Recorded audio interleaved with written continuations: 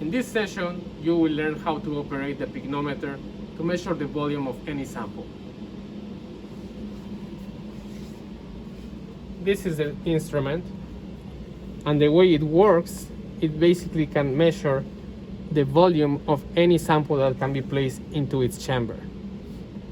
What this is going to do is going to correlate the measurements between the cell, the sample that you put in this chamber, and the reference cell, some known volume that is inside the equipment. It's going to provide you with two different pressures, which you're going to have to input into an equation to calculate the volume of your sample. The first thing that we have to do would be to open the helium tank valve.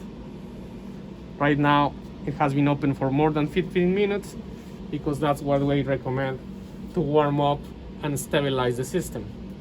Additionally, it gets rid of any moisture inside the system and makes it ready to start our measurements.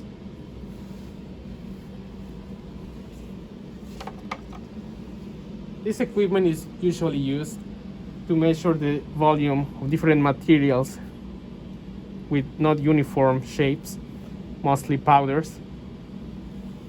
It can be usually used for dirt, others like silicates, or any material on which we are interested in knowing bulk density.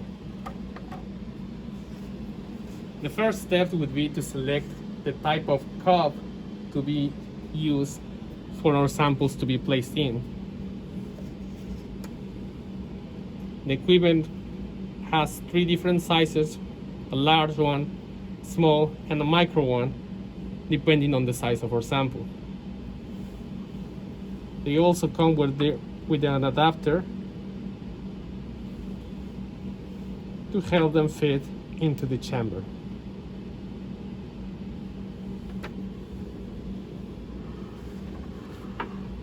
Today we are calculating the volume of a bottle of allergy medicine that fits perfectly into the larger cup. And the first thing would be to place it inside the chamber.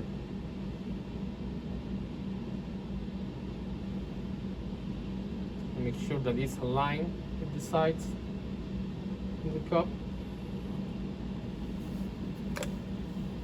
And now you can put the cover.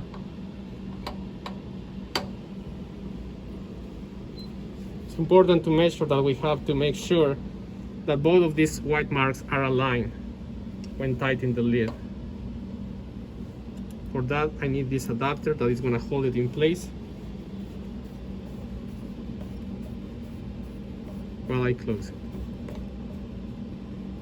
As you can see, the system is already registering some pressure, and that's because it's knowing that there's some pressure because the chamber is getting closed tight.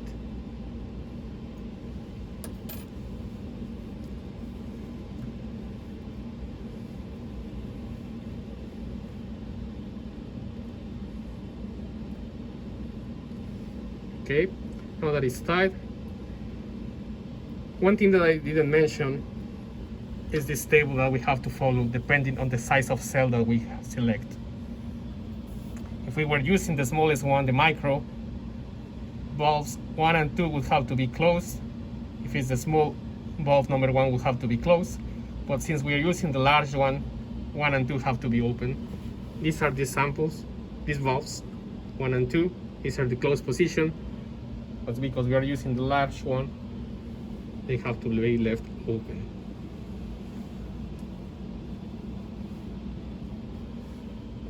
The next step would be to remove all the gas from the system.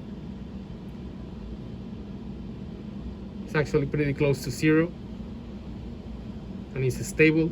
It's not giving me a different value.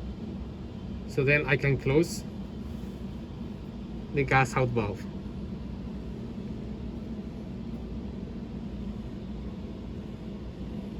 We would expect it to be 0, but if that's not the case, we can always adjust that value using the 0 knob in here.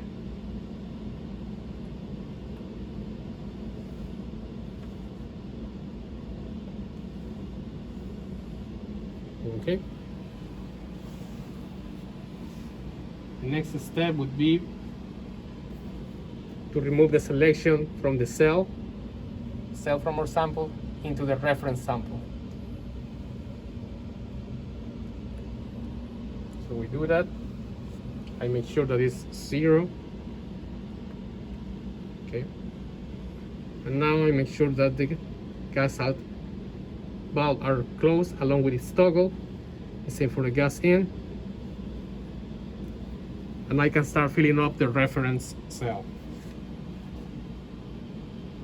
I open this one. And with the toggle, I can gradually let the air in from the helium tank.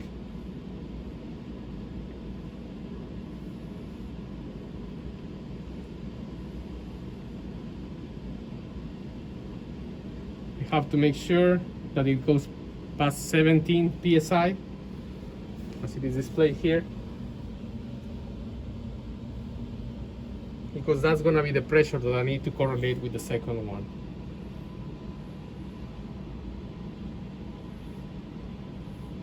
The moment it reaches 17, I can simply stop it with the gas in valve. I can just close it. I don't use the toggle because that's going to take longer.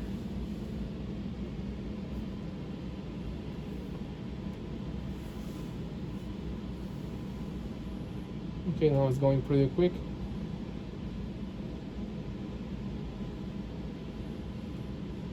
Remember, we're filling up the reference cell right now.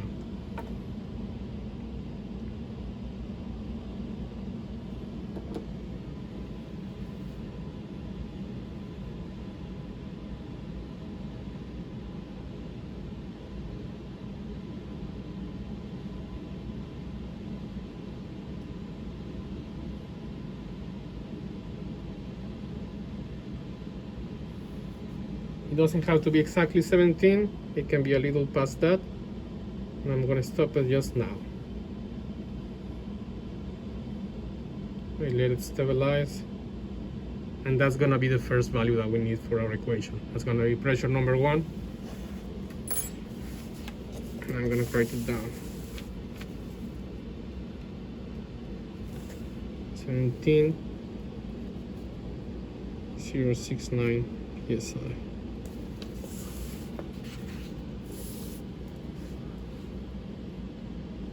Okay, now I can close entirely the toggle of my gas in valve. Make sure that both of them are closed.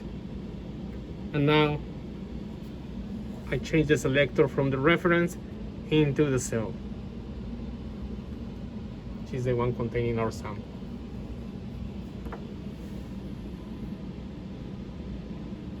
Now the helium gas is flowing from the reference cell into the cell that contains our sample. The value that it's going to give us, that's going to be the pressure number 2, and that's the second value that we need for our equation.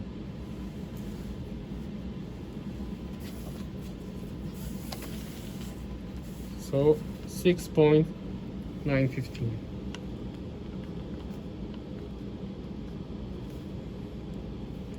PSI.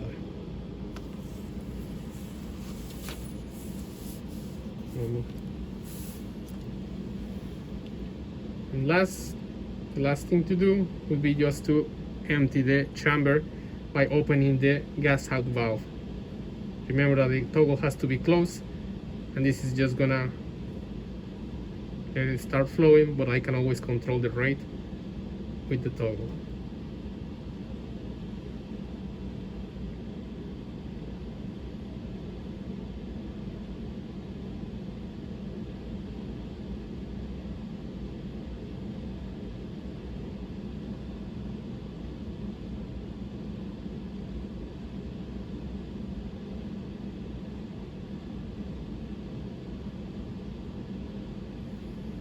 And now it's close to 0, so I can start opening the cover from our chamber.